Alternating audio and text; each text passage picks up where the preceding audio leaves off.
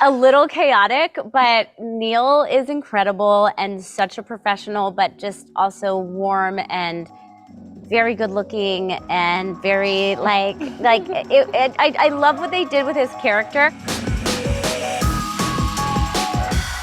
Season 2 is already off to such a fun start. What was it like in kind of getting back together? You've got more time basically in these characters. You've got a longer season to play with.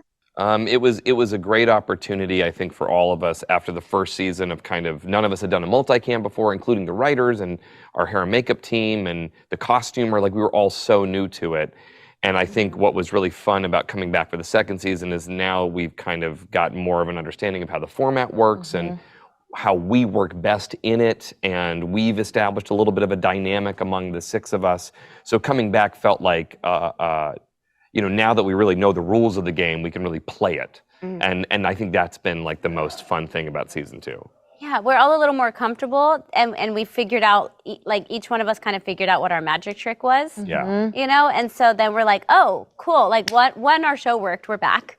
And, we all get to do this again and not be so doe-eyed by the whole, process. way that the multicam works, And the fun thing about having 20 episodes is that, with 10, you really had to drive a lot of the plot. And so I think with this 20, we get to breathe more. You get to meet more of you get to actually get to know the characters a lot more.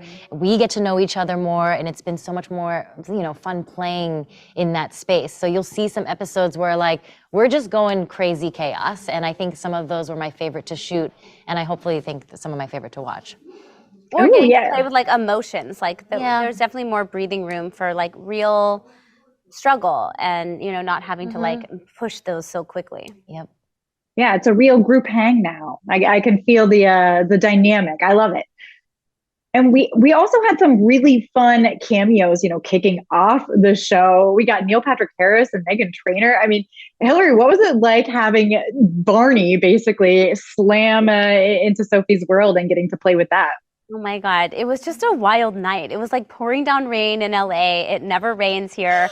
We had already pre-shot stuff that I wasn't wet in. So it was a little chaotic, but Neil is incredible and such a professional, but just also warm and very good looking and very I love what they did with his character. We're shooting over here. Okay.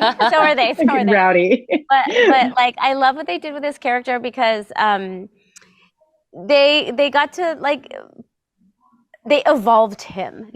People haven't seen him on as Barney since the show, and he definitely made some questionable choices and comments throughout that show, even though he was very, very funny, and so it was nice that you see that he's done some work in his life with this show, and he kind of while still being the Barney. Same Barney. I mean, that's the thing that I can't believe. It's really impressive when you see their episode, how it actually plays out, the way that they were able to allow him to still be the character that everybody loves and still live in 2023 is a very impressive dance that they, I think, do really successfully, and he does really successfully. Yeah, he knocked it out of the ball. And you both do it together, so the way you two are playing off of each other. It's awesome. And he gives me this gift that she really needed.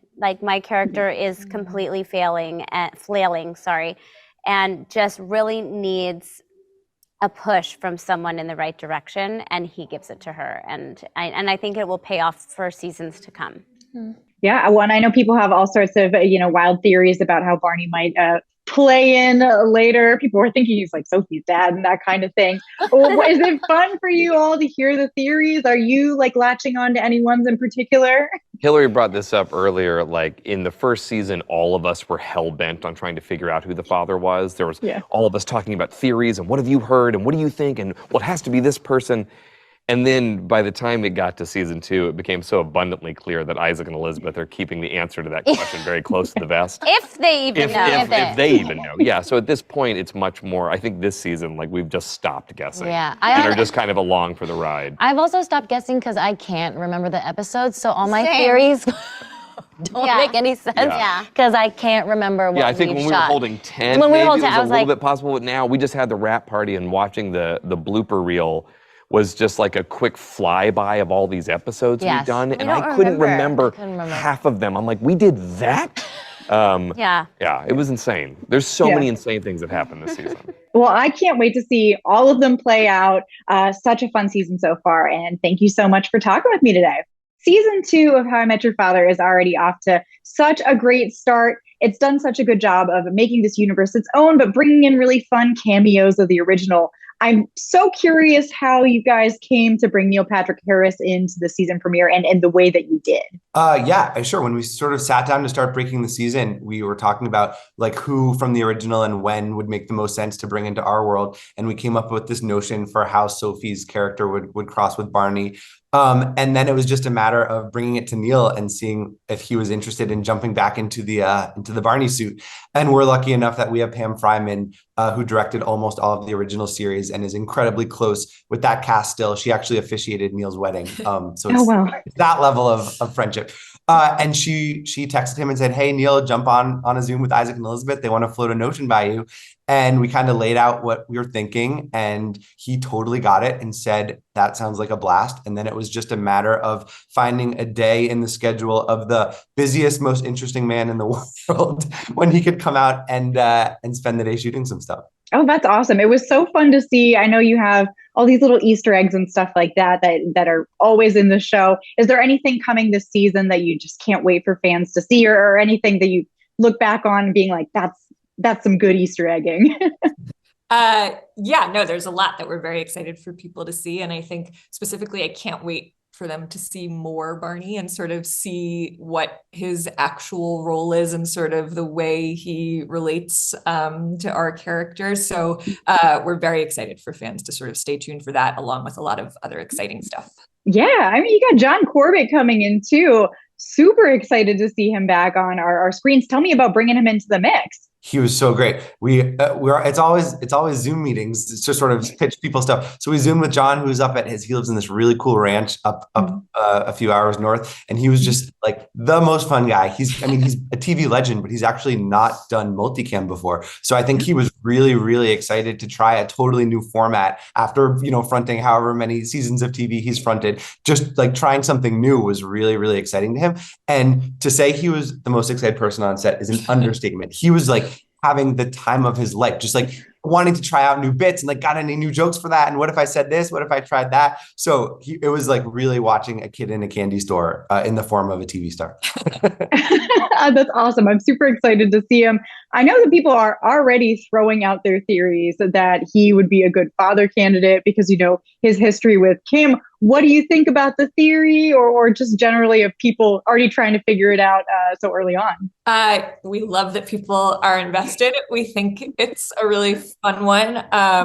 Yeah, we just love sort of hearing the theories roll in. I know there was a recent one that perhaps Barney was the father of Sophie. Yeah. And then How I Met Your Mother fans did the math and thought, wait, actually, that could not be because they know sort of the history so well. So just the fact that people are bothering to make theories is very exciting to us, and we sort of love keeping track of them. Yeah, that's super fun to try and figure it out.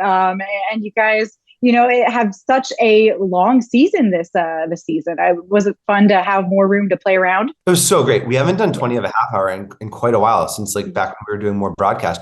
And it's really a better number, I think, especially for a show like this. This is a show, it's a hangout show. It's about a group of friends, and sometimes just like the crazy misadventures they get in that don't necessarily propel the central mystery forward in a big way. When you're doing 10, it's really hard to find room for those episodes to just let the show breathe and try out different pairings of characters. When you're doing 20, you have such opportunity to just get to know these people and have the show feel a little more lived in and silly. And so it's been really, really great to have that extended order. Awesome. Well, I am super excited to see what comes next, and I really appreciate you taking the time to talk with me about it today.